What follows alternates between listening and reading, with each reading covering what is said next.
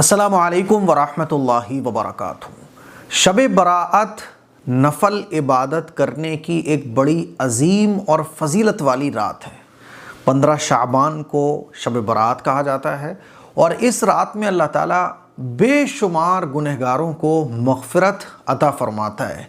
इस रात हमें जितना हो सके इबादत करना चाहिए, लेकिन शैतान हमारी इबादतों को ख़राब करने के लिए बहुत सारे ऐसे काम हमें सुझाता है, हमें बताता है जो काम कुरान और हदीस से साबित नहीं है, लेकिन वो काम हमारे मुआशरे में इतने चल रहे हैं कि हम लोग जाने अनजाने में उन काम को कर बैठते हैं। हालांकि वो काम करना शब बरात का हिस्सा ही नहीं है, वो काम इबादत ही नहीं है, वो काम अल्लाह के नबी सल्लल्लाहु अलैहि वसल्लम ने बताया ही नहीं है।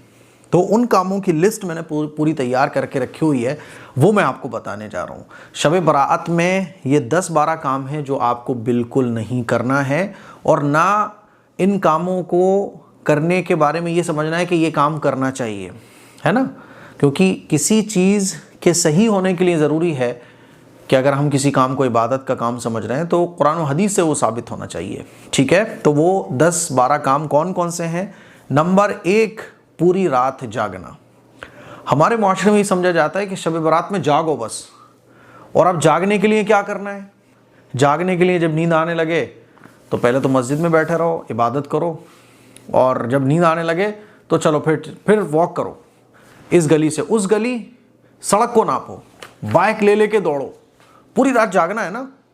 तो याद रखिए, जागना ज़रूरी नहीं है, जितनी देर भी जागो इबादत करो, ये ज़रूरी है। इबादत नहीं कर सकते तो सो जाओ, लेकिन सड़कें नापना, इधर से उधर जाना, बाइक दौड़ाना और पूरी रात मेले ठेले की तरह गुजारना। जैसे कोई मेला चल रहा हो, आप देखिए कि दही बड़ों के ठेले, चाय की टपरियाँ, खाने पीने की ठेले, ये कितने सड़कों पे लगना शुरू हो जाते हैं, क्योंकि लोग जागते हैं। और जागने के लिए फिर क्या, इधर से उधर, इधर से उधर। तो पूरी रात जागना ये ज़रूरी नहीं है, जितना भी जागो इबादत करना ज़रूरी है। इबादत नहीं कर सकते तो मस्जिद में सो जाओ, घर पे सो जाओ, लेकिन ये टहलना, दोस्तियां करना, खामखा की गप्पे लड़ाना, ये बिल्कुल भी दुरुस्त नहीं है। तो पूरी रात जागने के लिए अगर आप ये काम कर रहे हैं, बिल्कुल ना करें। ठीक है। दूसरा, हलवा बनाना। शब बारात पे हलवा बनाया जाता है। खाने की चीज़ आप कभी भी बना सकते हैं, ख़वातीन कभी भी बना सकती हैं, लेकिन ये समझना कि 15 शाबान को हलवा बनेगा, तो याद रखिए रात में इबादत कीजिए, दिन में रोज़ा रखिए। हलवा आप 2 दिन बाद बना लो, 4 दिन बाद बना लो। ये समझना कि हलवा बनाना ज़रूरी है, ये कोई ज़रूरी नहीं है। ठीक है। तीसरा काम, त्योहार समझना। शब बारात को बाद लोग त्यौहार समझते हैं कि भाई त्यौहार आ रहा है, इसलिए गैर मुस्लिम जो है ना, ये बोलते हैं कि भाई मुसलमानों का त्यौहार आ गया। तो शब बारात कोई त्यौहार नहीं है, ये एक इबादत करने की रात है।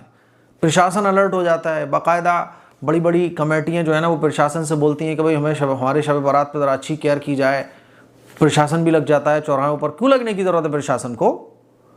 भाई इबादत ही तो करनी है, आप कहीं भी कर लो, इसमें प्रशासन को अलर्ट क्यों होना पड़ता है? भाई जैसे हम लोग नॉर्मल रात है, वैसे बस ये फजीलत वाली रात है, इबादत करना है। तो इबादत करने के लिए प्रशासन का क्या काम है? सड़कों पर ठेलों का क्या काम है? चाय की टपरियों पर भीड़ का क्या काम है? शब 15 शाबान को बाइक दौड़ाने का क्या काम है भाई? तो त्यौहार नहीं समझना चाहिए, ये एक इबादत की रात है। चौथा काम है, शब कद्र और लैलतुल कद्र के दरमियान हम फ़र्क नहीं करते हैं, बल्कि बाज़ लोग तो बेचारे जिनको इल्म नहीं होता, गांव देहात में, कस्बों में, और जो बेचारे दीन का इल्म नहीं रखते, वो ये समझते हैं कि शब कद्र, शब बरात यानी शब कद्र से भी फजीलत वाली रात नहीं। बाज़ लोग तो शब कद्र को जानते ही नहीं है कि कब आती है। तो याद रखिएगा, लैलतुल कद्र में और शब बरात में, यानी शब कद्र में और शब बरात में ज़मीन आसमान का फ़र्क है। बिल्कुल ऐसे जैसे नफल नमाज और फ़र्ज़ नमाज।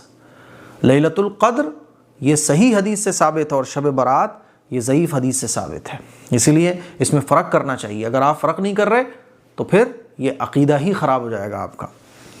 पांचवा काम जिसको ज़रूरी समझा जाता है, हालांकि ये ज़रूरी नहीं है, कब्रिस्तान जाने को ज़रूरी समझना।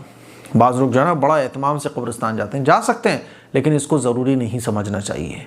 अल्लाह के नबी सल्लल्लाहु अलैहि वसल्लम अपनी हयात तय्यबा में 1 मरतबा 15 शाबान को कब्रिस्तान गए हैं बस, वरना आपको नहीं मिलेगा। इसीलिए अगर कोई जा रहा है तो ठीक है, कोई नहीं जा रहा है तो ऐसा नहीं है कि साहब अगर कोई कब्रिस्तान नहीं जाएगा तो अब उसका वो बहुत बड़ा गुनहगार हो या सुन्नत को छोड़ रहा है, तो ऐसा नहीं है। 15 शाबान को यानी शब बारात में सुबह फजर के टाइम कब्रिस्तान जाना जायज़ है। ये कोई फ़र्ज़ और वाजिब नहीं है, कोई सुन्नत नहीं है। अल्लाह के नबी एक मरतबा गए तो जा सकते हैं, कोई हरज की बात नहीं, लेकिन ये कोई सुन्नत मुअक्कदा नहीं है। छठा काम है कि कोई गुस्ल को ज़रूरी समझना। बाज़ लोग जो है ना 15 शाबान को बेरी के पत्ते ला रहे होते हैं और ऐसे गुस्ल कर रहे होते हैं, वैसे गुस्ल कर रहे होते हैं। ऐसी वीडियो भी आपने सोशल मीडिया पे देखी होंगी। तो 15 शाबान का कोई गुस्ल नहीं होता है, इसको भी ज़रूरी नहीं समझना चाहिए। 7वां काम है फ़ातिहा को ज़रूरी समझना। बाद लोग ये समझते हैं कि 15 शाबान को फ़ातिहा लगनी है। भाई फ़ातिहा क्या, कोई बात नहीं। फ़ातिहा का मतलब क्या होता है? ईसाले सवाब करना, हाथ उठा के जैसे चाहो वैसे ईसाले सवाब कर दो। 15 शाबान की कोई फ़ातिहा नहीं होती है, ठीक है। 8वां जो चीज़ हमारे माशरे में समझी जाती है वो कि रूहों का घर आना। आज लोग ये समझते हैं कि 15 शाबान को रूहें घर आती हैं, तो भाई रूहें घर नहीं आती हैं, रूहें अपने इलाकों में रहती हैं। जो मर के जाता है वो वापस दुनिया में नहीं आता, ठीक है। 9वां काम है चिराग और रोशनी को ज़रूरी समझना। बाद लोग चिराग जलाते हैं 15 शाबान में, तो चिराग जलाने की कोई ज़रूरत नहीं है। पहले ज़माने में चिराग इसलिए जलाया जाता था, पहले बल्ब नहीं थे, तो एक्स्ट्रा कोई चिराग जलाना या कोई एक्स्ट्रा कुमकुमा या रोशनी को ज़रूरी समझना ये सुन्नत नहीं है, ये दीन का हिस्सा नहीं है। 10वां आतिशबाजी और पटाखे, ये तो वैसे ही हराम है। तो 15 शाबान को जब अल्लाह की रहमतें और मग़फ़िरतें बारिश की तरह बरस रही हो, आप पटाखे जलाओ नहीं, इस गलत काम से बाज रहना है। 11वां काम है इज्तिमाई नफल पढ़ना। बाज़ लोग क्या करते हैं, बाज़ मसाजिद में मैंने देखा कि 15 शाबान को शब बारात में लोग जमात के साथ नफल नमाज़ें पढ़ रहे होते हैं। तो जमात के साथ नफल नमाज़ पढ़ना ये जायज़ ही नहीं है। हुज़ूर अलैहिस्सलातु वस्सलाम ने कभी नफल नमाज जमात के साथ नहीं पढ़ाई। तो शब बारात की रात आप जितनी चाहें इबादत करें, लेकिन नफल नमाज जमात के साथ नहीं पढ़ना। 12वां काम घरों में रूहों के लिए बिस्तर लगा देना। बाज़ इलाकों में क्या होता है ना कि 15 शाबान को जो है ना घरों में बिस्तर लगा देते हैं और ये समझते हैं कि जो लोग हमारे इस दुनिया से चले गए मरहूमीन, वो आएंगे और बिस्तर पर आराम करेंगे। तो ये अक़ीदा रखना ही गलत है। तो शब बारात जहाँ एक बड़ी अजीम इबादत की रात है, अल्लाह ताला की रहमतें मग़फ़िरतें बारिश की तरह बरस रही होती हैं, इबादत करने का सवाब बढ़ जाता है, अल्लाह मग़फ़िरत अता फ़रमाता है। वहीं शैतान हमें इन कामों को सुझा करके, देखो ये काम कर लो, ये काम कर लो, ये ज़रूरी है, वो ज़रूरी है।